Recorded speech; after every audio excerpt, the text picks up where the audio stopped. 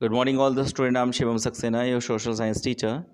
In the previous module, we have discussed about a few things regarding poverty as a challenge. It is a very much important chapter, and now today we are going to discuss about some of the steps that has been taken by the government to reduce the poverty in our country. Okay, a number of things has been seen, and this basic resolutions measure was being taken by the government of India that we are going to discuss step by step. See that the government of India has been trying its best to remove the poverty. Some of the measures which government has taken to remove the rural poverty is जो rural poverty है उसको ख़त्म करने के लिए जो measures किए small village farmer development programmes चलाया गया, ड्रॉट एरियाज डेवलप प्रोग्राम्स चलाया गया, मिनिमम नीड्स प्रोग्राम्स, ठीक है। इसके अलावा national rural employment development programmes, ये कुछ प्रोग्राम्स चलाए थे गवर्नमेंट ने जिसकी वजह से वहाँ पर प्रॉब्लम्स का सॉल्व हो पाए रूरल एरियाज़ में।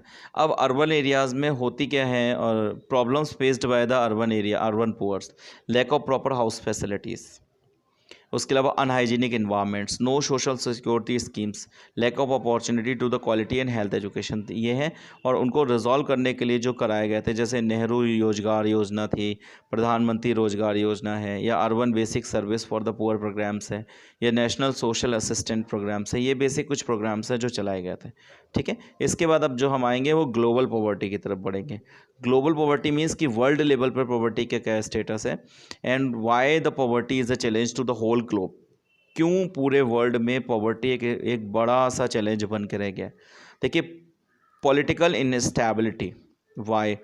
पहली चीज़ ये है कि पॉवर्टी के पीछे रीज़न ये है कि अगर एक पर्टिकुलर पॉलिटिकल पार्टी है, अगर वो पॉवर्टी को हटा रही है तो नेक्स्ट 5 ईयर में हो सकता है कि वो पार्टी रहे या ना रहे। तो political instability is the major reason for that कि पॉलिटिकल इनस्टेबिलिटी है, स्टेबिलिटी नहीं है। अगर एक लंबे समय तक कोई भी एक पर्टिकुलर पर्सन अगर वो पॉवर्टी हटाने के लिए काम कर रहा है तो इट टेक्स टाइम, बट कुछ टाइम के बाद या 5 ईयर्स के बाद जब वो पर्टिकुलर लीडर ही उस पोस्ट पर नहीं रहता है तो फिर न्यू पर्सन आएगा, वो अपने हिसाब से क्रिएट करता है, ठीक है। Lack of implementation of the laws का implementation is not easy in some of the democratic country, तो वहाँ पर इम्प्लीमेंटेशन जो जो बेसिक बदलाव होने चाहिए वो नहीं है। दूसरा है कास्ट सिस्टम, सबसे बड़ी प्रॉब्लम। कास्ट सिस्टम की वजह से पूरे वर्ल्ड लेवल पे पॉवर्टी को एक बड़ा सा फेस है, ठीक है।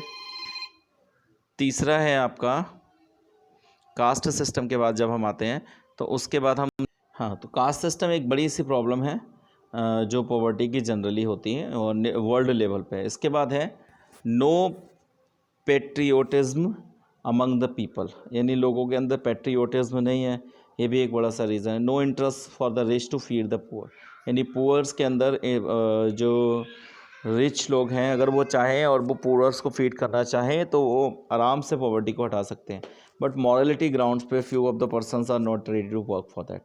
Less subsidized provides the government जो है वो प्रॉपर सब्सिडी प्रोवाइड नहीं करती है, अगर करती भी है तो उसका मिसयूज़ हो जाता है, जिनको नहीं मिलनी चाहिए उनको मिलती है, ठीक है। Poor is not being employed, और सबसे बड़ी प्रॉब्लम अनएम्प्लॉयमेंट से, यानी अगर अनएम्प्लॉयमेंट लगातार एग्जिस्ट रहा तो the poverty will remain and it will never be resolve from there, ठीक है। Thank you very much and this chapter has been finished. In the next video we will cover the next one chapter.